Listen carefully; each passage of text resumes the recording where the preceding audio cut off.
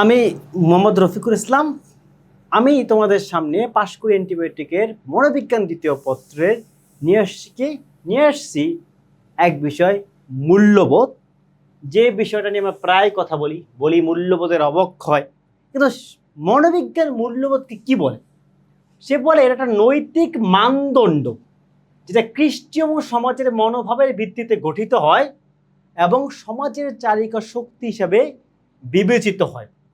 এবং এই মানদণ্ড হচ্ছে তুলনামূলকভাবে স্থায়ী এবং গভীর, এবং মানুষ এই মানদণ্ডটাকে মেনে নেওয়াকে তার একটি কর্তব্য মনে করে। মানদণ্ড দুই প্রকার, একটা হচ্ছে ব্যক্তিগত আর একটা হচ্ছে সামাজিক। মানে ব্যক্তি তার জীবনে যেটা মানে যে মূল্যবোধ সেটাকে বলা হয় ব্যক্তিগত মূল্যবোধ। সমাজের জন্য যে মূল্যবোধকে সে মানে তাকে বলা হয় সামাজিক মূল্যবোধ। এখন যদি একটু দেখি, এখানে স্পেনজার একটা শ্রেণীবিন্যাস করছে যেটাকে 6টা শ্রেণীবিন্যাস বলা হয়।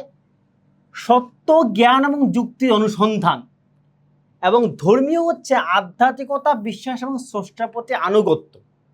অর্থনৈতিক হচ্ছে ব্যবহারিক ও সাশ্রয়, যেমন ধরো আয় বুঝে ব্যয় করো, cut your coat according to your cloth. সামাজিক হচ্ছে মানব কল্যাণ, দয়া। নান্দনিকের ভিতরে আছে শিল্প, রুচি, সৌন্দর্য। এবং রাজনৈতিক মানে এই যে এখানে দুইটা, এখানে দুইটা, এখানে দুইটা, মোট 6টা দেখলাম। মূল্যবোধের গঠনের জায়গা থেকে যদি দেখি, মূল্যবোধের প্রধান উৎস হচ্ছে পরিবার, এবং এটা হচ্ছে পরিবার ছাড়াও স্কুল, সমবয়সী দল এবং কৃষ্টির মাধ্যমে এটি হচ্ছে বিকশিত হয়।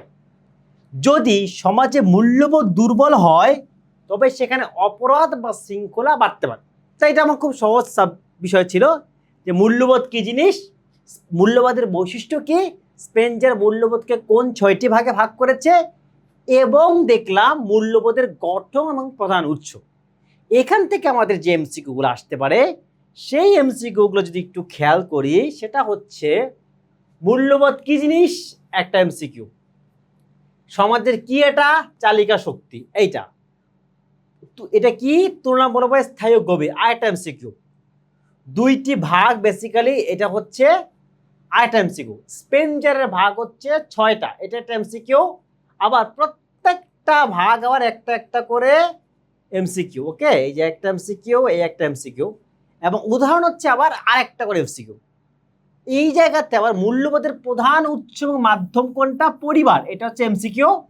এবং পরিবার ছাড়া কোথায়, সমাজ বা সামাজিকীকরণ প্রসেস বা সেই জায়গাগুলো, এটা হচ্ছে আরেকটা এমসিকিউ। আচ্ছা, এর মাধ্যমে আমরা কি দেখলাম, এর মাধ্যমে আমরা দেখলাম যে মূল্যবোধ ব্যাপারটা কি, মনোবিজ্ঞান মূল্যবোধকে কিভাবে বিবেচনা করে, এবং এই জায়গা থেকে কি কোন কোন এমসিকিউগুলো আমাদের পরীক্ষার জন্য গুরুত্বপূর্ণ। এখন যদি আমরা একটু যাই for our super MCQ. Edward স্পেনজারের মতে মূল্যবোধের ধরন কয়টি, ওই যে একটু আগে পড়ছিলাম, সেটা হচ্ছে 6টি। আয় বুঝে ব্যয় করা, cut your coat according to your cloth. এটা কোন বিষয়, টাকা পয়সার বিষয় না? এই মূল্যবোধকে আমরা বলছি অর্থনৈতিক মূল্যবোধ। এর মাধ্যমে আমরা মূল্যবোধের আলোচনাটি করলাম, সম্ভাব্য এমসিকিউগুলো দেখলাম, এবং একটা সুপার এমসিকিউগুলো আলাপ করলাম। এবং আমাদের সামনে যে বিষয়ভিত্তিক পরীক্ষাটি আছে সেখান থেকে মূল্যবোধের কোনো প্রশ্ন আসলে এখান থেকে আসতে পারে। এবং তোমরা যদি আরও বিস্তৃতভাবে পড়তে চাও, তোমরা এর সাথে যে অ্যান্টিবায়োটিক বা শীটটি দেওয়া আছে, তোমরা সেই শীটটি পড়তে পারো।